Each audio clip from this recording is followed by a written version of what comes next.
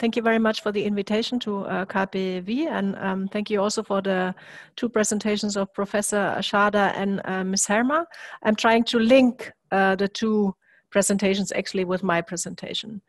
I'm not going to stand still what I'm going to talk about, because you're going to see that anyways in a couple of minutes. So I try to have a more general view on the European health systems, also what the values of governance are and mutualism, and what impact the pandemic had on our systems, not only in Europe, but also worldwide. So what is the AIM? As Mr. Gibbs said, we represent statutory and complementary health insurers across the world. They are mutual benefit societies, health insurance funds, or signet funds. So we have members now in 28 countries and 57 members. We are also represented in Latin America and Africa, and we represent about 240 million insured. Mostly they are independent and private legal entities, but they do fulfill a public task. We are all democratic organizations, so the principles that have been presented by Professor Schada fully apply to our members as well. So they are governed by representatives of users or members and social partners. So this is an image that I always use when you talk about social protection in Europe. Each country has a different system, and each and every country also has their own, has the right to organize their own system, and especially also with regard to health. So per se, Europe doesn't have to say anything about national health policy. But at the same time, we do have cross-border cooperation. We also have coordination. So if I fall sick, I can get covered or health care in another member states. And what is also more and more prevalent is that we have this European semester where the countries have to present their budget, and where the European Commission and finally adopted by the Council of the European Union, they give recommendations for structural reforms. And this year, for the first time, each and every single member state got a recommendation for their healthcare system. Because the European Union feels that all the healthcare systems need to step up with regard to resilience. They give recommendations that are tailor-made to the member states, but there are clearly structural challenges in some of the member states. And for example, in Germany, they talked about the working conditions of doctors and nurses, and also the shortages of health workers. And in other countries, there is like insufficient financing. So if you want it or not, European Union has to say something. And with regard to medicine, they are fully a matter of the internal market. So pharmaceuticals are falling under industrial policy. So they are in competition, and this is part of all the health systems. I'm not going to go into detail of this slide because Professor Schada already presented it. I just point out to one item there. This is the out-of-pocket model that is prevalent in rural Africa, China, or South America, and where we also have members. So I wanted to show this picture shortly because I hiked over the Alps in summer, and what really struck me was that wherever you are out in nature, you help each other. So it's the most vulnerable that has to, that leads actually the whole group. So this leads me to one of our values, which is solidarity between healthy, unhealthy, between rich and poor, between young and old. We also have the value of democracy. We are not for profit, as Professor Schada said, and we strive for universal access to healthcare. So what is really, in a nutshell, is that in a self-governance or mutual health system, each and every single member has one vote. And such a principle can also be operationalized via the use of delegates or interest groups, but that's it. And that is really the bottom-up approach that Professor Schader was talking about. So this is a typical governance form. It's the same as in Germany. There are social elections. This is an example from Belgium. There are social elections. Members are elected to the General Assembly. They elect members for the management board, and then they elect the executive committee, and then there's like the daily management of such a health fund. And this is can be translated into many other countries. It's like a typical form of governance in many other countries as well.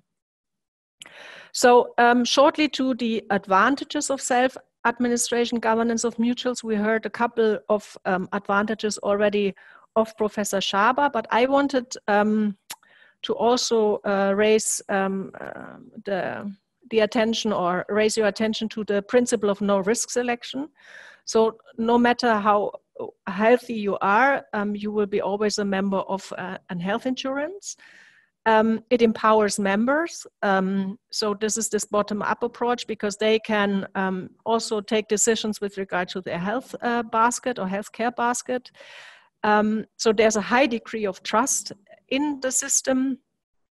And I would say that it's really adaptive to needs of members in cases of emergencies, because we saw that in the pandemic, when needed, decisions could be taken very quickly. And I will give some examples later on. So other advantages are that decisions usually do not depend on political parties.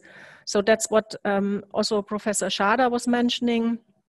And I think also it ensures quality.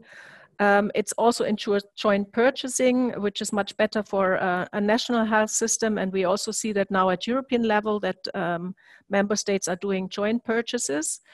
And one very important thing is that as we are not-for-profit, non-commercial institutions, we proved sustainable also in recent crises. I mean, we just came from one crisis. We are jumping into the next one, but our systems are still reliable and still sustainable and still exist. And I also think it increases the efficiency and effectiveness of the health system, because it's actually, it helps that decisions are taken where they are needed most. I see some challenges. And one of them is the digitalization. So what this crisis brought about, that in member states where there was not a lot of digitalization of the health system, they had to step up, and this is not finished. And this needs reskilling and upskilling of the personnel, but also of those in the political bodies of the health insurers. We have countries like Estonia and Denmark where digitalization is very far, but in other countries it's not. So what we say is that it's really important that you take good care of how this digitalization is organized. And we recently published a paper telling that the sharing of data really needs to take into account an ecosystem of trust. So you cannot do that like that. Another challenge is, I think, and that was shortly also mentioned by Professor Schader, is how do you get young people interested in the governing structures? I think there's a lot of attractiveness for such systems with all what's going on in the world at the moment. So I think there's more promotion needs to be done to convince younger people to actually join those governance structures. And another one is the diversity. But all our members have actually stepped up their activities with regard to diversity in the governing bodies. So representing women and the whole population actually. So another challenge is the cost pressure. I mean, medicine is getting more and more expensive. We have proposed recently a fair pricing model for medicine, because we think it's unacceptable that the way that prices are going up. We also are faced with a changing labor market pattern, and that means actually that people are no longer in standard working environments, but they are in platforms, and sometimes they do not have access to health insurance. And it's also sometimes challenging when you have a changing political environment that can also restrict the liberties of or the freedom of self-administration. So where are we now? You can see the COVID map that is actually of today. You can see that in many countries there is a high spread of the virus at the moment, but you also can see like in the Nordics and in Germany, Poland, Italy, that the virus is not as spread as yet. But I mean, if you listen to Ms. Merkel, that can quickly change towards the end of the year. So I have some comparative figures where you can actually get a feeling for, is there really a difference of self-administered systems or not? What we see in Europe, and this is an OECD paper, there's a quasi universal access to healthcare. It's not the case in Latin America and in the US, but usually people do have in Europe universal access to healthcare. Here you can see figures with regard to the number of doctors and nurses. You can see that in Germany, indeed, the numbers of doctors and nurses is high, but also in the Netherlands. And Netherlands has big issues at the moment with the crisis. And you can see in Italy that the doctors are high and nurses low. And you can say maybe this was the reason why they had so much trouble with dealing with the pandemic in the beginning. And here also some figures with regard to the acute care hospital beds. You can see that Germany had many. OECD average is only 3.7, and in Italy in 2017 it was 2.6. And you can see here that all the countries actually stepped up with regard to their acute care beds. So what was the impact of the pandemic on the European health systems? We did a survey with our members, and the first thing that came out was that the financial impact, in the beginning it was not as big because many not necessary operations were postponed. People didn't go to the doctor because they didn't dare, because they were scared to get the virus. So this is at the moment, but we fear that in the coming months and probably also years, the economic crisis will hit hard also on the health insurers. So we see that some of the countries are actually stepping up their financing of the healthcare systems, but there will certainly be a financial impact. What we noted in all the countries is that there was difficulty with the continuity of care. And this also concerned people that were already sick.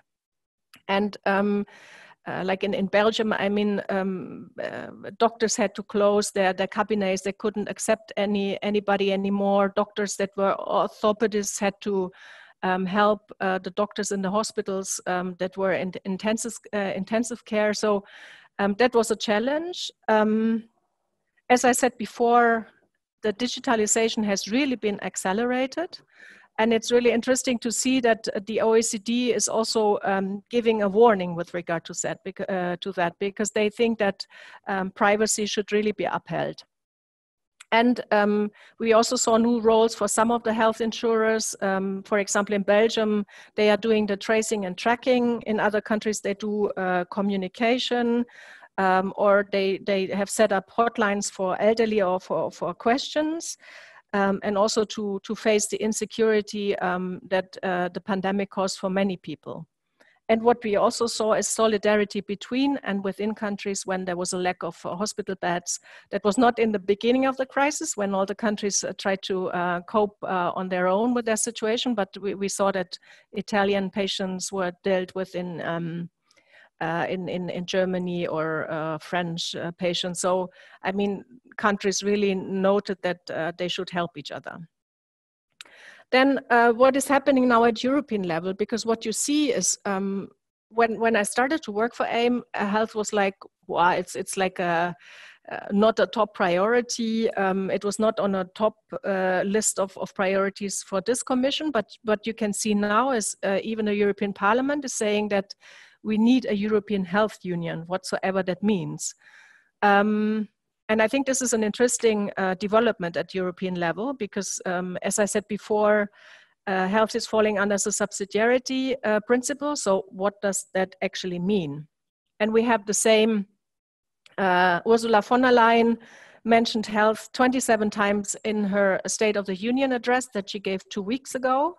And President Juncker in 2018 only mentioned health once. So when I started also to work for AIM, we were even lobbying for having a commissioner for health. So I mean, the whole priority list of the Commission has changed, and health is now among the top priorities. So everybody's calling for this stronger European health union, but what does that actually imply? What does that mean for the treaties? How can that be accommodated in the treaties? And what does that mean for European health systems? So what about subsidiarity, and what about self-administration? So we actually think that our systems need to be promoted, but we don't know what the future will bring and what this pandemic will bring for the health systems in general. So some learnings from an international perspective, very short. The impact was actually the same as in Europe. I mean, accelerated digitalization, continuity of care. But what actually comes in addition is that we have persisting inequities in the healthcare in Latin America and Africa. By far, not all the people are covered by health insurance. And some of the people don't even have access to infrastructure. I mean, the advantage of these parts of the world is that they have a very young population. So the virus actually didn't ravage as it did in Europe and as it is now in India or in the US. So for us, it's important to promote mutuals and self-administration in these parts of the world because we think that it's close to the communities and that people trust more a bottom-up approach than a bottom-down approach. And this is also part of the Sustainable Development Goals to promote health access to universal health care. So my conclusions already, and I hope I didn't speak too long. The health systems are national, but the pandemic is global. I think that self-administration, mutual benefit organizations of health system is really sustainable in the long term. And we have this, also one of the sustainable development goals actually says that you have to build up, develop effective, accountable and transparent institutions at all levels and ensure response inclusive, participatory and representative decision-making at all levels. And I mean, what else than self-administration can provide for this? But at the same time, I don't think that it's only the self-administration that actually saved Germany from the pandemic so far. I think it's also the resilience of the overall health system, it's communication, it's the political leadership. And you can see that there was a lot going wrong in some countries, but I think the best example to cite is Italy, because Italy is really, has really changed its approach to the pandemic, and you can see that the numbers are kept low. So I don't think it's only self-administration that actually helps that. I think that universal access to health is key. So we have to make sure that not only in Europe, but overall in the world, it has to be made sure that everybody has access to universal health care. But we need to reflect on how to approach health policy in Europe. And I think some discussions will certainly be led in the future. What for AIM members is really important, but I think this is true for everybody, is sharing experience, information, because you can really learn from each other. And the advantage of Germany was as well that other countries were deep in trouble before the crisis hit Germany. So Germany had more time also to react. And I think that European, but also national preparedness plans are necessary. So this is it. Thank you very much.